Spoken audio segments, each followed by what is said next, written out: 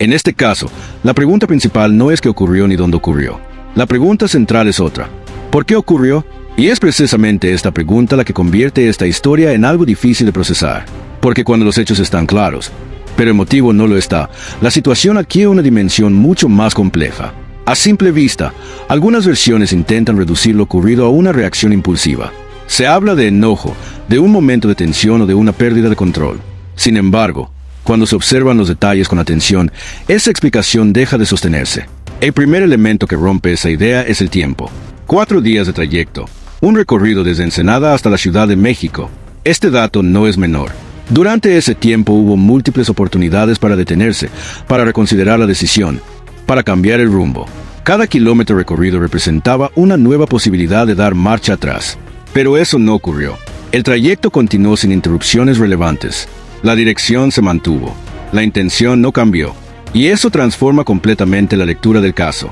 Porque cuando una decisión se sostiene durante varios días, deja de ser impulsiva y pasa a ser una determinación mantenida. Este punto es clave para entender lo que sigue. El origen del conflicto no comienza en el momento final. Comienza mucho antes. Y uno de los momentos que marca un cambio claro en la dinámica es el embarazo de Carolina Flores. A partir de ese momento, las cosas empiezan a cambiar. No se trata de un cambio inmediato o visible desde el primer día. Es un proceso gradual. Las tensiones comienzan a aparecer de forma sutil. Cambios en el comportamiento, en la forma de comunicarse, en las reacciones ante situaciones cotidianas. Según lo que se ha podido reconstruir, Carolina empezó a percibir que algo no estaba bien. No era una sola situación específica, sino una acumulación de señales. Comentarios indirectos, actitudes frías, momentos de incomodidad. Con el tiempo, esa percepción se fue consolidando en una idea clara.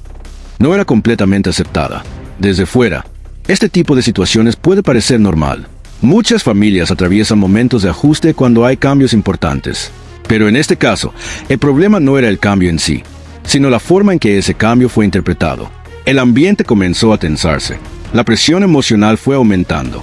Las interacciones dejaron de ser neutrales y comenzaron a cargarse de significado.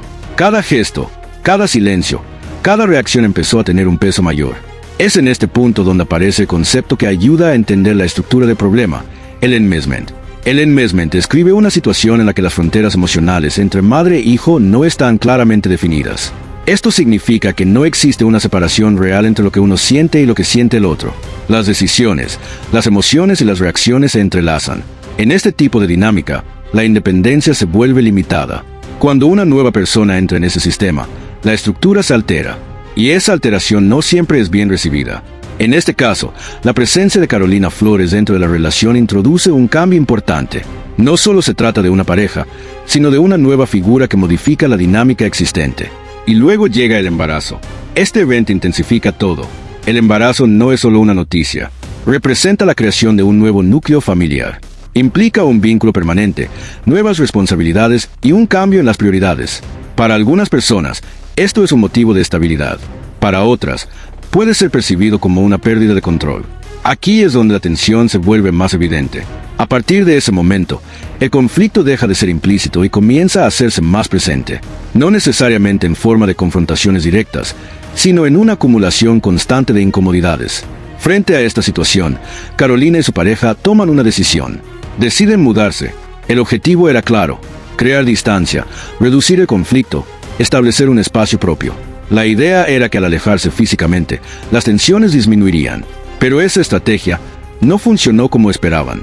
La distancia física no resolvió el problema porque la raíz del conflicto no estaba en la cercanía, sino en la dinámica emocional. El conflicto continuó, y en ese contexto, comenzó a consolidarse una interpretación específica de la situación.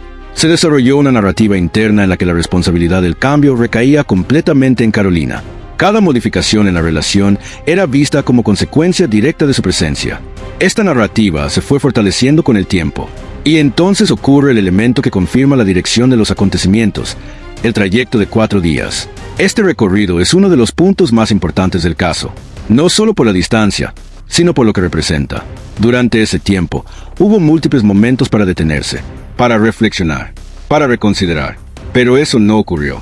La decisión se mantuvo firme. Eso indica planificación, indica intención sostenida, indica que lo que ocurrió al final no fue una reacción, sino la ejecución de algo que ya había sido decidido. Al llegar al destino, la situación no mostraba señales evidentes de conflicto inmediato. El entorno era aparentemente normal. Las interacciones iniciales no indicaban que algo estuviera a punto de ocurrir. Pero había un elemento que cambiaba todo. La preparación ya estaba hecha.